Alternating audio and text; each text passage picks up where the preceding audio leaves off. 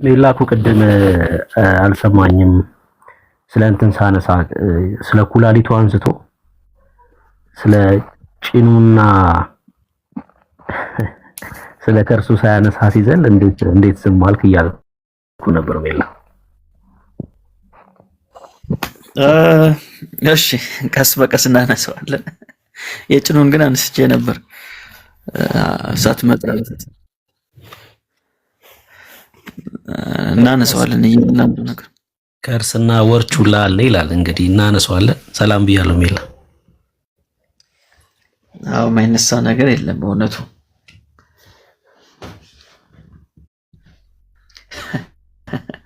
እሺ ዛሬ እሺ ወንድምነት አለ የሚመች ቦታ ነው ያለው ኤርሙሻ። እሺ በቃ ስትችል ሰላም በል።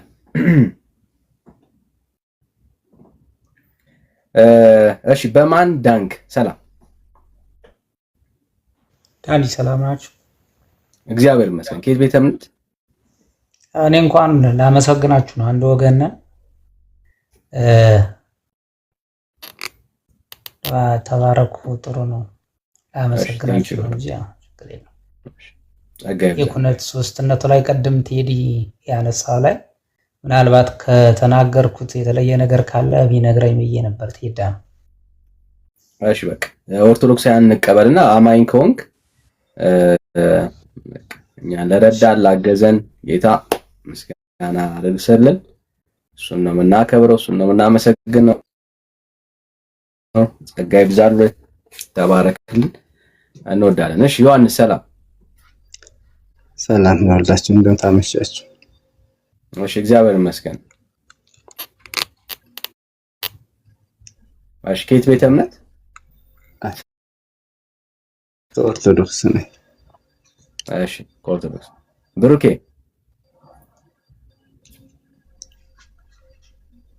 ዮሐንስ እንኳን ደህና ቆየህ። እሺ አንድ ሳሙኤል ለምን ማይክ እንደምትከፍት አላውቅም።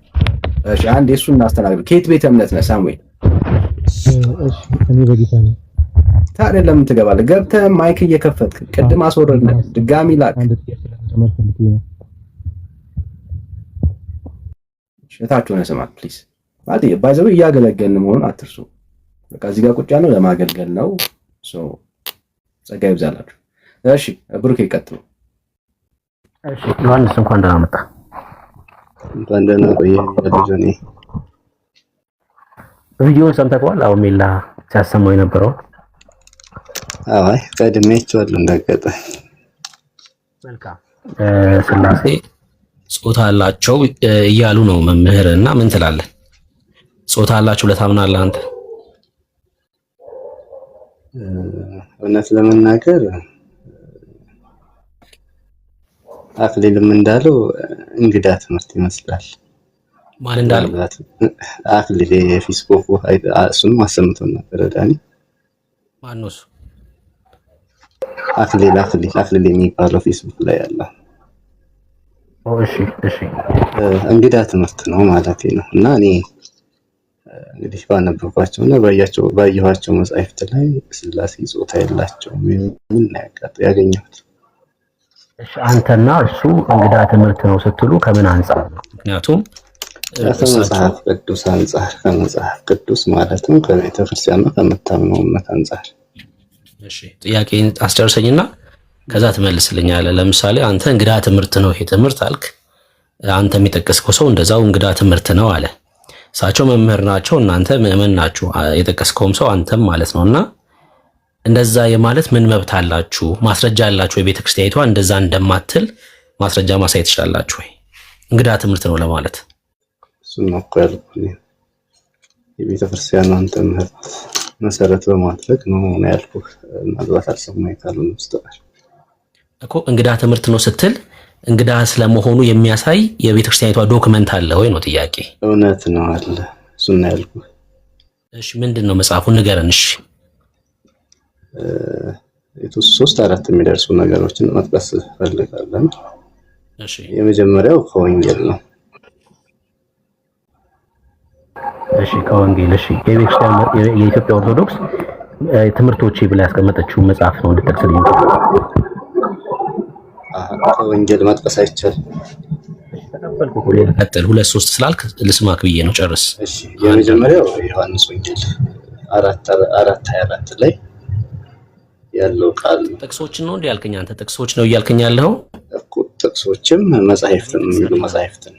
እሺ መጽሐፍ ወደ መጽሐፍ ላይ አይደለ ጥቅስ ሳይሆን የጠየቅኩ ይሄ አስተምሮ የኦርቶዶክስ አይደለም ስውት ትምህርት ነው እንድትል ያስቻለክ የኢትዮጵያ ኦርቶዶክስ መጽሐፍ ምን አለ ነው ጥያቄ። ምን አይነት መጽሐፍ ልስጥ? ሃይማኖተ አበው። እሺ ሃይማኖተ አበው ላይ ምን ይላል? ዘቅዱስ ቄርሎስ ሃይማኖተ አበው ዘቅዱስ አትናቴዎስ ማለቴ አንቀጽ 24 ቁጥር 4 እና 5 ላይ አብ ወልድን ወለደው ስንል ያለ መገናኘት፣ ያለ ጾታዊ ትስስር፣ ያለ ሕማምና ያለ ድካም ነው። እርሱ ለዘላለም ዘላለማዊ ነውና የፍጡራንን ባህሪ በእኛ ላይ ያደረገ። እንደገና ላንብበው። የፍጡራንን ባህሪ በእርሱ ላይ አናይም ይላል። አይ አንዴ ቆይ። እሳቸው አብ ወልድን ወለደው ስንል በጾታዊ ግንኙነት ነው አላሉም። እሳቸው እንደዛ አልተናገሩም። አዳምጠኝ። ጥያቄ አንዴ ስማኝ። እሳቸው ለተናገሩት መልስ አይደለም ይሄ። አሁን ያነሳኸው አብ ወልድን ወለደው ስንል በጾታዊ ግንኙነት አይደለም ነው ሐሳቡ እየተናገርክ ያለው። እሳቸውም እንደዛ አላሉ። መንፈሳዊ ጾታ አለ አሉ እንጂ አብ ወልድን በጾታዊ ግንኙነት ወይ ደግሞ በጾታዊ ነገር አስገኘው ብለው አልተናገሩም እሳቸው። ስለዚህ አንዱ ይሄን የቤተክርስቲያን መጽሐፍ ለኔ ማጣቀሻ መስሎ ይሄ ሶት ነው ላልከው ማስረጃ ነው። ምሽ ብሩክ የጠቀሰው ምንድነው? ጥቅሱን አንዴ ድገምልኝ። ዮሐንስ ራእይ አይደለም ሃይማኖተ አበው የጠቀሰው ሃይማኖተ አበው 24 ዘአትናቴዎስ ምዕራፍ 24 4 ምዕራፍ ሳይሆን አንቀጽ 24 ላይ አንዱ 4 እና 5። እሺ ምን ይላል? እሺ ታዲያ አብ ወልድን ወለደው አይልም ወንድም ማለት አልበለዚያ በካሜራ አሳየን። እንግዲህ እኔ ጋር ያለው ሃይማኖተ አበው ይሄን ነው የሚለው። የት የታተመ ነው አንተ ጋር ያለው? በካሜራ አሳየን። 1000 ፎሎወር ስላለህ መክፈት ትችላለህ። በካሜራ አሳየን። አይ እምልህ አልችልም በካሜራ። እሺ ማን ጋር የታተመ? እኔም ማምጣት እኛን ከፍተለታለን። ይንገረንና እሱ በትክክል ከፍቼዋለሁ። ብሩኬ ከፍቼዋለሁ። አንቀጽ 24 ቁጥር 4 የሚለው ሌላ ነው። እሺ አንብብልኝ። እንደዛ የሚለው እሱ ላይ ምንድነው የሚለው? ዮሐንስ ዘአትናቴዎስ ነው አይደል ያልከው? እውነት ነው። ዘአትናቴዎስ ምዕራፍ 24 24 ቁጥር 4 እና 5 አንብባቸው። ያደረበት ሰው ግን ቆይ እቴዳ ያታምባን ቆይ እንገረን እሱ ምን እንደሚል እንገረን መጀመሪያ። እሺ አብ ወልድን ወለደው ስንል ያለ መገናኘት ወይም ያለ ጾታ ትስስር የሚል ነው ያለው። አይ አይሆንም ብላችሁኛል። ይሄ ነው እንግዲህ እና ብሎ የማንኖር አለመኖር ነው እሱ ጋር። እሺ እቴዳ ይላል እንደዛ። ኧረ በፍጹም አይገናኝም። እስኪ አንብበው እቴዳ። እሺ ያደረበት ሰው ግን ካስፈለገ በቪዲዮ ማሳየት ይችላል። እሺ ዮሐንስ ችግር የለው። አይ ብሊቭን ዩ አንብበው ብቻ። እሺ አመሰግናለሁ። ያደረበት ሰው ግን ከፍጡራን ሁሉ እንዳንዱ ነው፣ ለእግዚአብሔር ይሰግዳል ይገዛል አሉ። እንዲህ ባለ ድንቁርና እንደተያዙ እወቁ። ራሳቸው አዋቆች እንደሆኑ ያስባሉ። የወደቁበትን ይህን የአእምሮ ማጣትና የስንፍና ብዛት እዩ። በመጽሐፍት የሌለውን ከመጽሐፍት የማይገኘውን ከልቦናቸው አንቅተው እስከ መናገር ደርሰው ይልና ቁጥር 4 ይጨርሳል። ቁጥር 5 ዳግመኛ ብዙ ክህደትን ተናገሩ። እነዚያ ብቻ ክደው የቀሩ አይደለም፣ በክፋታቸው ለሌላው እንቅፋት የሚሆን ክህደትን ጽፈው አኖሩ እንጂ ሰውን ያስቱ ዘንድ አምላካዊ ትምህርትን ያይደለ ሰይጣናዊ ድርሰትን ደረሱ። ምናልባት ማስታወሻ ስትይዝ ቁጥር አሳስተህ ከሆነ እስኪ ማስታወሻን ቼክ አድርገው። ለድጋም እርግጥ ማስታወሻ ነው ያስኩት። ማስታወሻ ስትይዝ እስኪ ሌላኛውን ሶርስ ልስጥህና አሁንም ስህተት ከሆነ አቆማለሁ፣ እጠረማለሁ። እሺ አሁንም ዘቅዱስ ቄርሎስ ዘቄርሎስ ምዕራፍ 71 አንቀጽ 2። እሺ ምን ይላል ሐሳቡ? አንተ ንገረኝ እስከዛ ነው እስከማውጣ። እሺ እኔ ጋር ያለው ምን ይላል መሰለህ? መለኮትስ የማይታይ የማይዳሰስ የማይለወጥ ረቂቅ ነው። በእርሱ ዘንድ ቁጥር ስንት ያልከኝ ዮሐንስ? ምዕራፍ 71 ቁጥር ማን ነው? አንቀጽ 2 እና 4 አንብብልኝ። ከ2 እስከ 4 ነው 4 ነው 2 ሁለቱንም ሁለቱም ላይ አራትም ላይ የሚገኝ ኃይለ ቃል ብሎ ነው ያስቀመጠው። አንቀጽ 71 ልክ የሚዘጋነው አብ በአካሉ ፍጹም አንድ ነው፣ ወልድም በአካሉ ፍጹም አንድ ነው፣ መንፈስ ቅዱስም በአካሉ ፍጹም አንድ ነው። እኒህ ሶስቱ አንድ መንግስት ማዕረግ አይደሉም። ባህሪያቸው እንደ አገዛዛቸው፣ እንደ ሐሳባቸው፣ እንደ ፈቃዳቸው፣ እንደ አምላክነታቸው አንድ ነው እንጂ ሰማይን ምድርን ባህርን በውስጣቸው ያለውን ሁሉ የፈጠረ እግዚአብሔር አንድ ነው። ይሄ ቁጥር 2 ነው። እሺ 4ን ሲሞክርልኝ ጥበብ ለራሷ ቤት ሰራች፣ በሰባትም አዕማድ አጸናችሁ ተብሎ እንደተጻፈ ጥበብ የተባለ የእግዚአብሔር ባህሪ ልጅ የእግዚአብሔር ቃል ነው። የሰራችውን ቤት የተባለ ከድንግል ፈጥሮ የተዋህደው ሥጋው ነው። ይህም በነፍስ በሥጋ ፍጹም የሚሆን ትስብእቱ ነው። 7 በአዕማድ 7ቱ የአዲስ ኪዳን ሕግ መጽሐፍት ናቸው። ከዚያች ሰዓት ጀምሮ ክርስቶስ አምላክ ሰው በመባል ሳይለይ አንድ አካል አንድ ባህሪ ሆነ ይላል። ምናልባት እንደ ወንድም ያለው ላምብብልህ አዳምጠኝ። የትኛው እትም ነው ያንተ ጋር ያለው?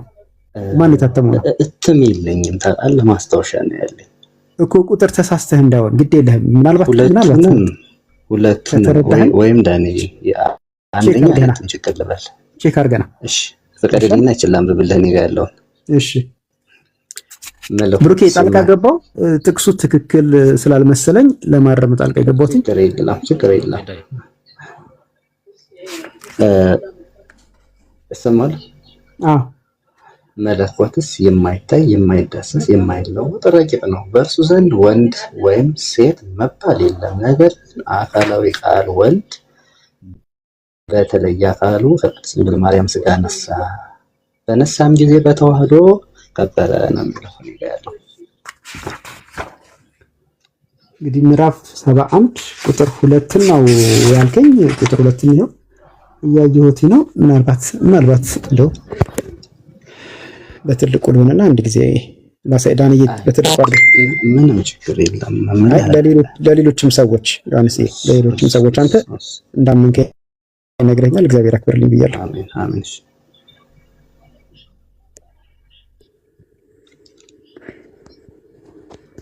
ይኸው ዘቄሮስ ነው አይደል ያልከኝ? ይኸው እውነት ነው። ምዕራፍ 71 ደግሞ ይኸው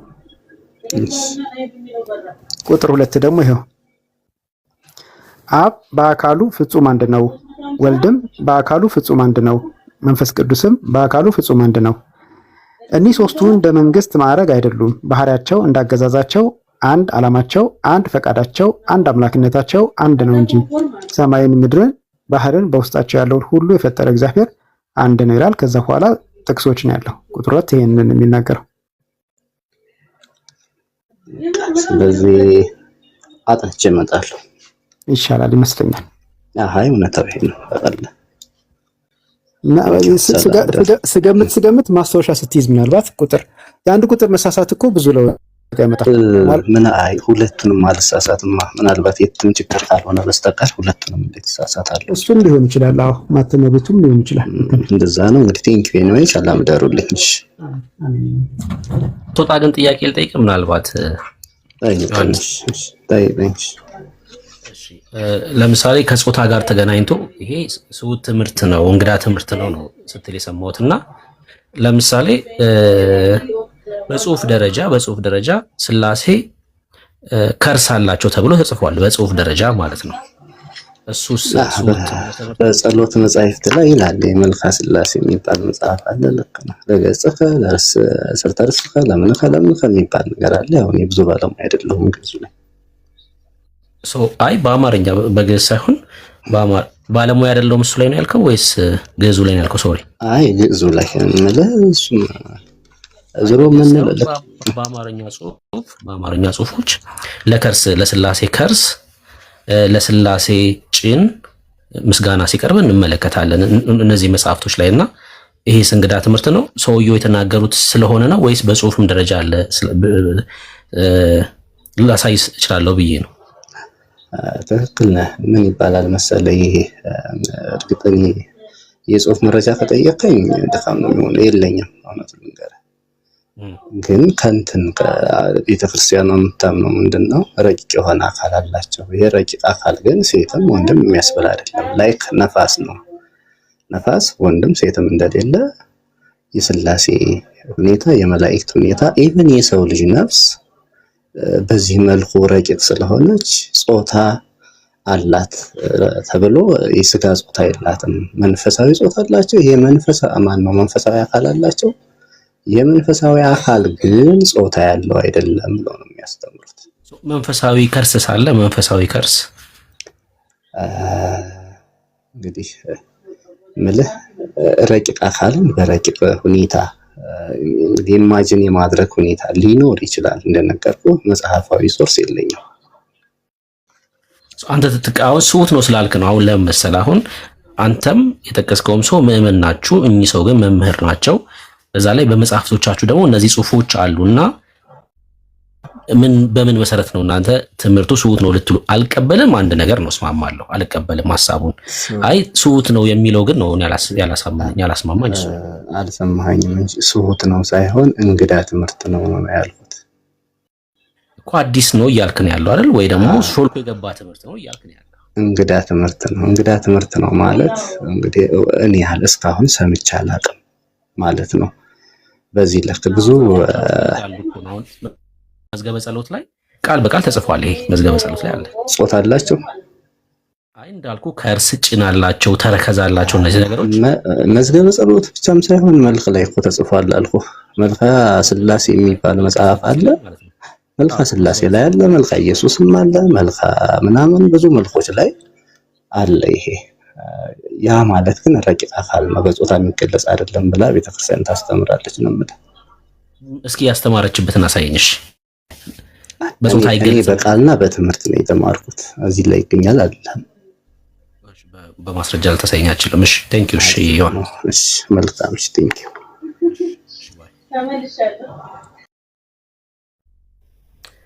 እሺ ዳኒ ቀጥል።